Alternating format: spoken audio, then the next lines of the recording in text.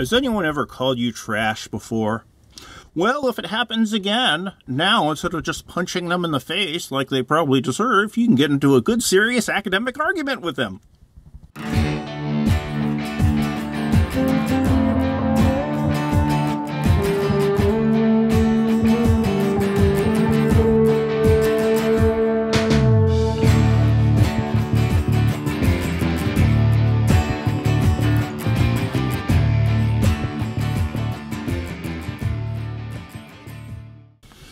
I don't know how many people have ever had personal experience dumpster diving, but you're college students, so the concept of looking out for free furniture shouldn't be all that out of your wheelhouse.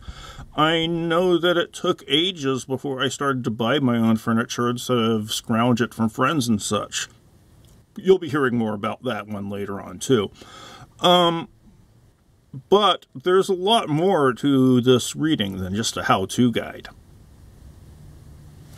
At the end of the semester, students have told me quite a lot that this Eigner piece is one of their favorites, and it works because it goes so contrary to their expectations. This is the first college writing class you'll take, and for a lot of people, it's one of their first college classes. And do you expect to see something on dumpster diving on day one, right out of the gates? It's an unusual topic, and it's unusual the way Eigner goes about discussing it. He's not really writing a how-to guide. The main thing to think about when we're reading papers, to get the most out of any essay, is to try to figure out what the writer's purpose is. If we were doing all academic essays, it would be easy. We've already talked about there's a thesis statement right at the front. But we're not reading academic articles in here, so figuring out the purpose might require a little bit more detective skills. And there are lots of ways where Eigner gives hints to his purpose in here. He starts off the piece with a dictionary definition. On dumpster diving, you're going to define it for us? Then he tells us how he will proceed. He's going from the practical art of dumpster diving and proceeding to the abstract. Well, he's already outing himself as someone who had to do this. Do we expect someone to be so meticulous in how they proceed? The purpose of this piece, and the reason he starts off this way, has to do with his ability to establish himself as a little bit of an authority. You got to establish yourself as an authority if you want people to take your message seriously. And it's not just, hey, I know a lot about dumpster diving here. He's trying to do other things, and he's trying to get us engaged on it at a more intellectual level. That's why he draws distinctions between scavenging, scrounging, diving, and foraging. These words mean something different for him, and he wants us to know that there are levels of engagement available to us, and they have to do with the purpose that each of the participants of these four activities do. What are the principles for a successful dumpster diving experience? 1, using the senses. If something smells bad, it probably is. Looking to see if there's giant patches of goo coming out of a can. Knowing the area, knowing who's discarding it, how much care are they putting into such things, and asking, why was this discarded?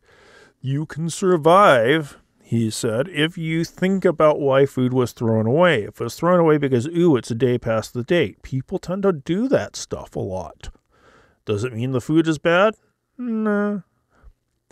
Knowing the area, if you're behind a restaurant and you see a bunch of food, restaurants have to be very stringent about dates. Knowing if something is going bad. So we're not just being talked to about dumpster diving. He's letting us know that there are particular procedures and rules at work within this world.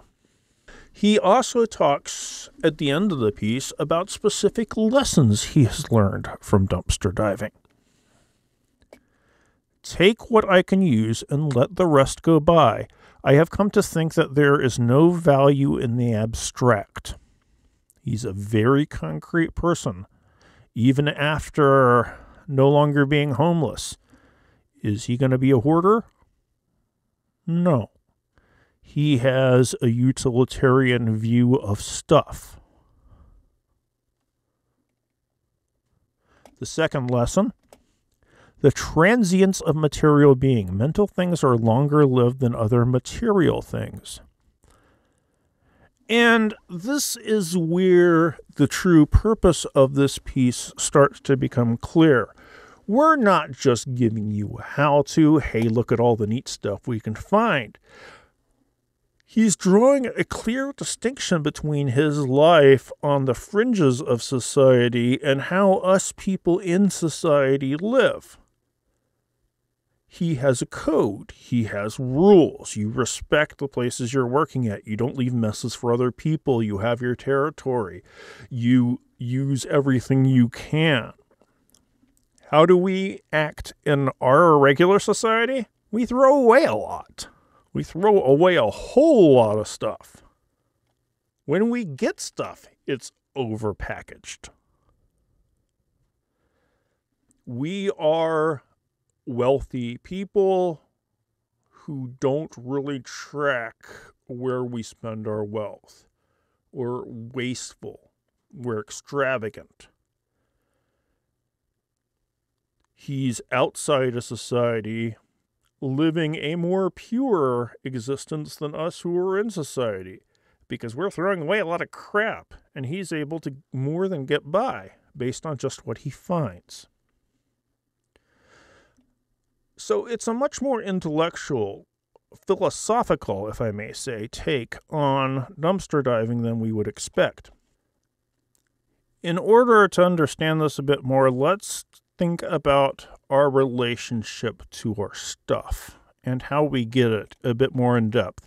This is from a BBC video series which explains these concepts a heck of a lot better than I could.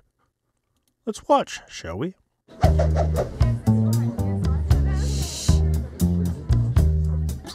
Those who pursue religion often turn away from worldly affairs.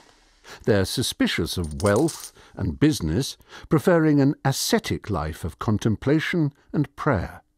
The sociologist and economist Max Weber argued that after the Reformation, one form of Christian Protestantism, Calvinism, encouraged a different attitude to work, with far-reaching effects. Calvinists believed in predestination. A precise number of souls would go to heaven. The lucky ones had places reserved by God. However, most Calvinists were terrified there would be no seat awaiting them in paradise. They were always on the lookout for signs that they had been saved. One clear indication that they were on the guest list was that they were actively contributing to their community through their work. In his book, The Protestant Ethic and the Spirit of Capitalism, Weber argued that the Calvinists' need to reassure themselves through their industry was an important factor in the growth of capitalism in Northern Europe. They built up businesses that generated wealth, but at the same time lived thrifty lives. They reinvested any surplus and so helped fuel capitalism. Eventually, capitalism would have a life and momentum of its own. But according to Weber at least, its initial impetus came from a theological source.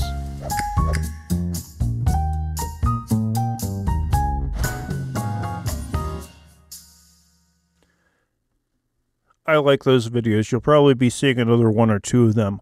The interesting thing about the Protestant work ethic, as originally formulated by Max Weber, work was a good thing because it got us productive. And if you were succeeding, you reinvested in the community and your money did something good. Well, the problem there is it's a very short leap from that, which is what Max Weber was actually talking about, to the idea of, hey, these people must be doing good because they're making a lot of money. That whole reinvesting thing tended to drop out relatively quickly. So do we still think that way? Do we still think that if someone's got a lot of money, they must be living a good life? Well, some people do. There is something called prosperity theology that megachurches really push. That's why mega preachers can drive massive cars and live in mansions. It's okay, because it's a sign that they're doing good. Not what Max Weber had in mind, but it's quickly what people tended to start to think of. The problem is when you get to the other side of the comparison. If having a lot is a sign that you're doing good, what does it mean if you don't have enough? You must be doing bad, huh? You must not be a good person. This is the level of thinking that really Eigner is working against. We think as a society our success has something to do with our moral standing, and poor people must deserve to be poor. That sounds harsh, but if you were walking out of your apartment complex and saw someone digging through the garbage, would you stop to talk to them? Probably not. If you see a homeless person, do you stop to talk to them, or do you speed up so they don't accost you? Idea is that they must have done something to deserve that lifestyle. Whereas Eigner has a different point of view. Us people who have a lot of money are wasteful as living hell, enough that he can survive off of it. So it might be called on dumpster diving, but it's really as much about the rest of society and the special perspective that dumpster divers are able to bring to the equation. Now, let's throw in a few wrinkles, because for the most part, when we think about dumpster diving, we tend not to really think about the homeless doing it. Scrounging stuff on pickup day is a regular occurrence, particularly in any college town. When I was doing my graduate coursework, I lived in an apartment complex owned by one of the big landlords in town, and I even saw him on move-out day plowing through dumpsters to find stuff to put in his furnished apartments that he was renting. He'd find stuff, pull it out, make a call, someone would come and pick it up, he'd go back to his massive Cadillac and drive on to the next place. So, while we might not want to talk to someone digging through our garbage, we all are also a little bit hypocritical, because if we see a nice couch sitting on the side of the road, particularly if you're a college student, you'll probably end up grabbing it. Well, this isn't the only level of salvage going on. In some places, there's a movement called freeganism. These are activists. It started in the San Francisco area who would dig through dumpsters simply to show the amount of perfectly good food that was thrown away, as a little bit of a PR issue. And when you see the clear amount of food people throw away, it can be disturbing. Stuff is perfectly good here. But the date, so... This is a guy who is doing dumpster diving as a political statement, which is a lot different than Eigner doing it to survive. But his piece later is the political statement. So, we could talk about other things. I'm going to provide you a link to a Vox article about freeganism. I'm also going to provide you a link to a website that is specifically set up for foragers to let you know what kind of natural food is growing in your area that you can forage and where you can get it. And it's searchable. It's kind of fascinating. I've had friends who've gone off mushrooming in the past. I've got one friend who likes to, at the right time of the season change, go around and find wild asparagus growing and harvest it. So, the thing to wrap this up with is, why in the heck are we reading this in a writing class? As writers, what can we pull from this? What is the biggest lesson? Obviously, being more aware of our consumption and our waste is a good thing, but this is a writing class after all. What I love about Eigner is that it's entirely about the purpose. Yeah, it's about dumpster diving and you get information about it, but his real purpose is letting us know that we're living a wasteful existence that we don't have to live. And looking at things from different perspective might teach us that. He's not just giving us information. He's on a crusade of sorts. Purpose, if you look to try to figure out why he wrote this piece, you're going to get a lot more out of it than if you just go, oh, that's neat. The search for purpose, first and foremost, is one that you need to pull into everything you read. And when you're writing, you also have to think, why am I writing this? What information do I really want to get across?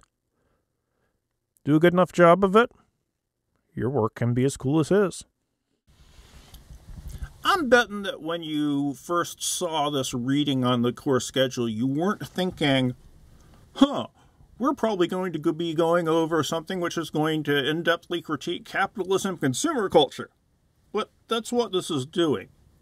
Its main purpose, one of its purposes, might be to humanize the people who have to dive out of dumpsters, but there is clearly a larger picture at work here. Keeping in mind that there's going to be a larger picture at work is something that you're going to need to be able to apply to your own writing. And I hope going over this one helped. And I hope you enjoy it. Most students in the past have. Let's get a lot from it, though. See you next time.